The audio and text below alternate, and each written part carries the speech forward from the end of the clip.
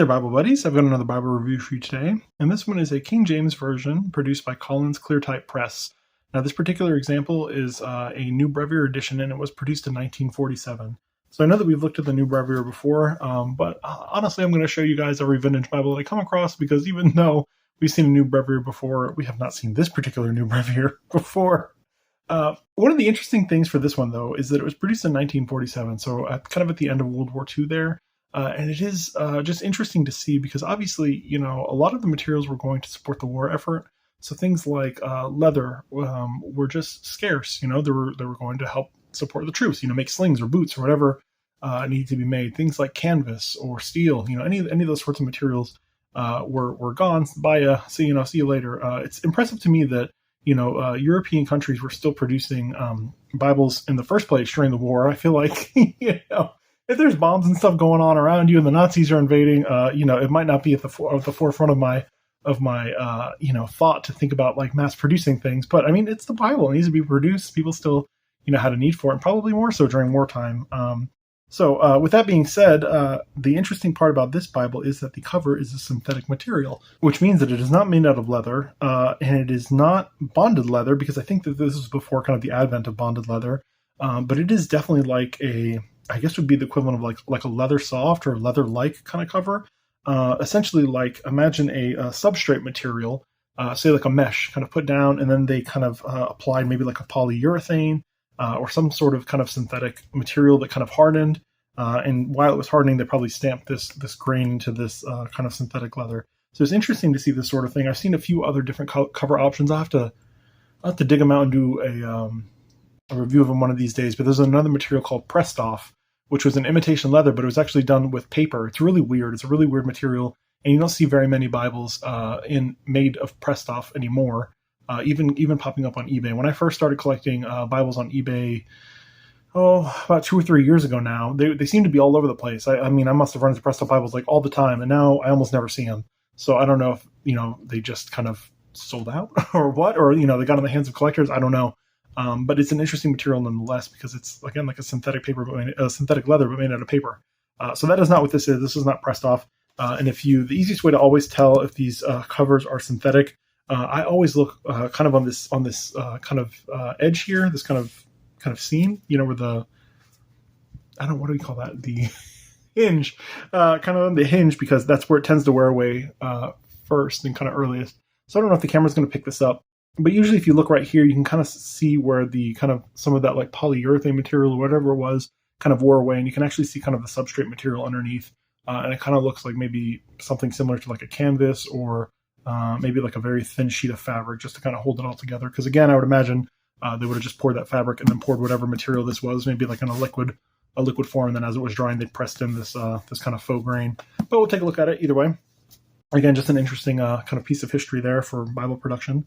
But you can see there is a very kind of uniform synthetic grain pattern, not synthetic, but manufactured grain pattern, I guess. There is a little bit of a coffee stain here, so I guess somebody was enjoying it with some Morning Joe or something. I don't know if this one ever saw battle, but who's to say, right?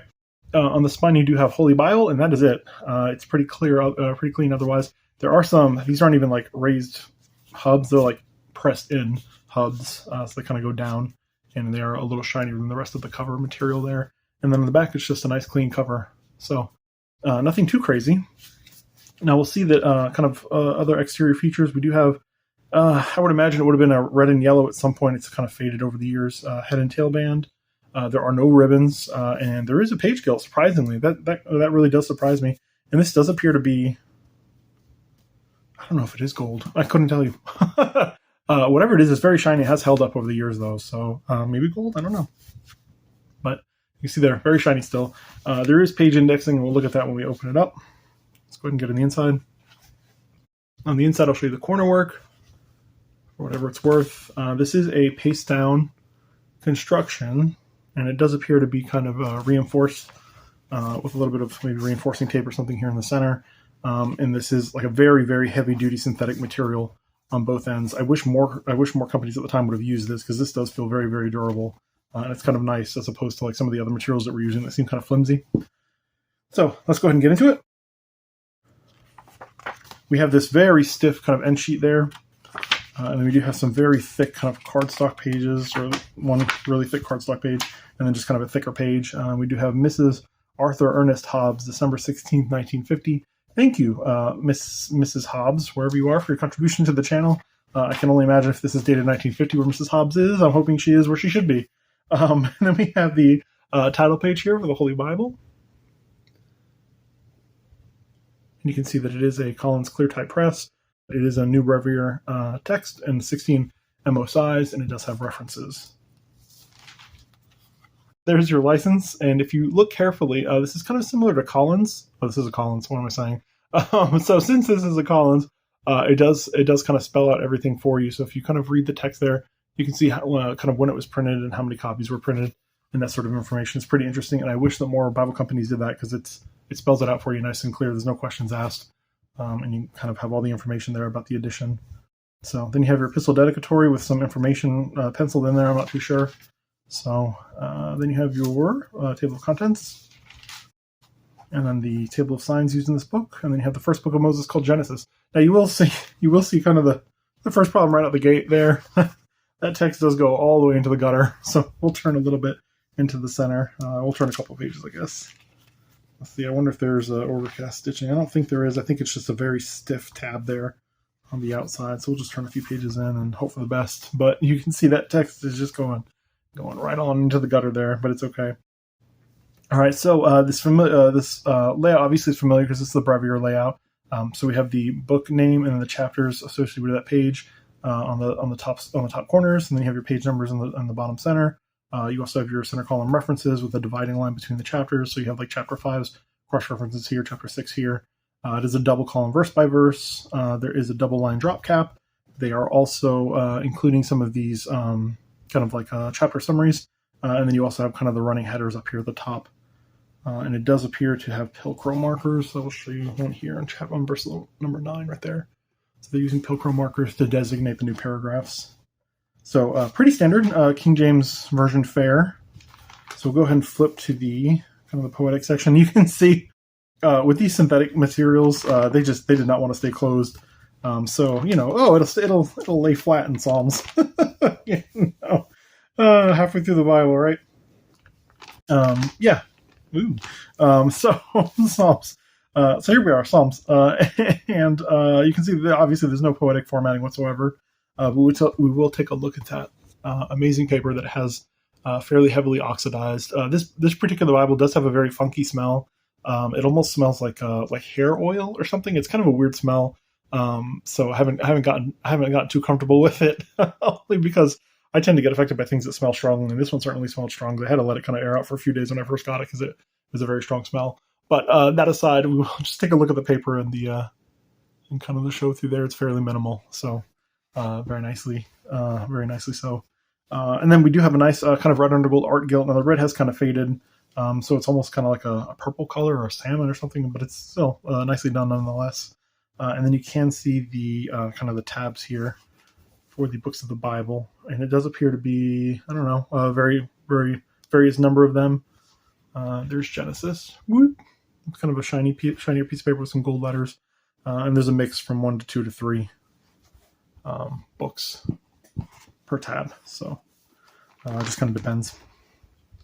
Let's go to the New Testament, and it just poked out at me earlier. There we go. Whoop. Nice and easy. I love when they used to do this. So you have the end of Malachi here, and then you have your family register page.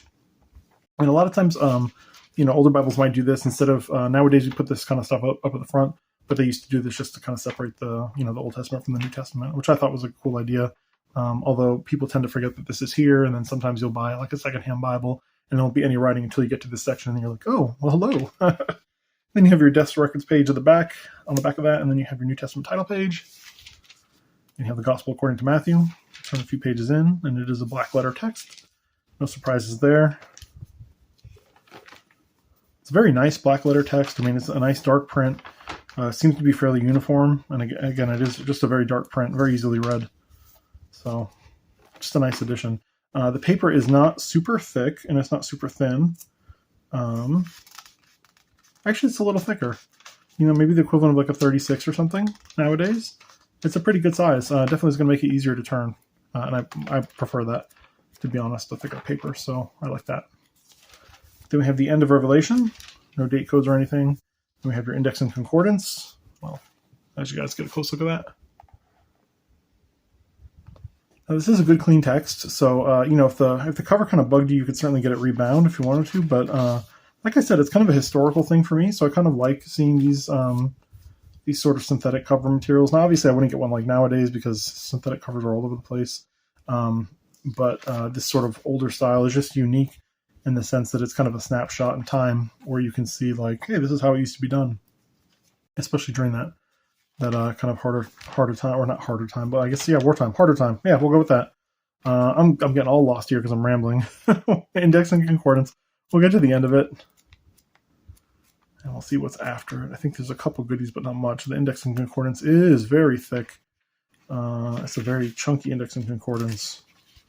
It was 248 pages for the index and concordance. Very chunky index and concordance.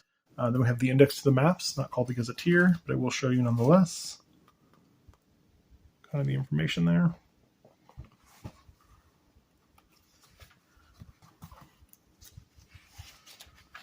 There's the end of the index. And then we have the maps. These maps, goodness. Goodness. Yeah. So very old school maps, kind of that standard, I don't know, canary yellow and, smack belly pink. I don't even know. Just a very, very weird kind of pastel color palette. And then, you mix that with some topographic information there, and it just makes this sort of craziness. Not the easiest thing in the world to read, but it's there nonetheless if you're interested in maps from a 1947 Bible. There you go. And then in the back we have just one very heavy, thick kind of cardstock sheet and your end sheet there.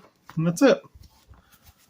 So let's go ahead and get some measurements. This is a chunky one, so might see a little bit of a jump there from what we're used to. But it comes in at 7¼ inches tall and right at 5 inches wide and about 1¾ inches. Yeah, about 1¾ inches thick. So definitely a chunky Bible, that's for sure. So we have seen a new Brevier before, so it's not going to be anything new, but I do like to include it with every edition, only because, just in case somebody didn't watch the previous one, they'll see it here. So let's go ahead and do the H and he. And it looks to be about an 8-point font for the uppercase versus Times New Roman. And we'll do the M and Mountain here. Looks to be about a 9-point. So about a 9-point for the lowercase letters versus Times New Roman. So obviously I always go with the lowercase letters because there's more of them. So I would say this is equivalent to like a 9-point Times New Roman. Again, if you guys have any, if you guys are interested in this, I don't know. I mean, obviously this is one of those editions that I would imagine probably wasn't super common. So like if it pops up on eBay, cool. If it would be something you're interested in, I feel like some of these editions are, probably were produced for a year or two, and that was it. And then they just kind of continued the new Brevier line, but, just updated the cover materials and the paper and that sort of thing. So this might have been just produced, during wartime or something like that. I don't even know. So I can't say with any certainty that I have or have not seen these pop up on eBay since. But if you could, like, comment, subscribe, all that cool YouTube stuff. If you have any questions, Bible buddies, please feel free to leave them down below. Until next time, bye.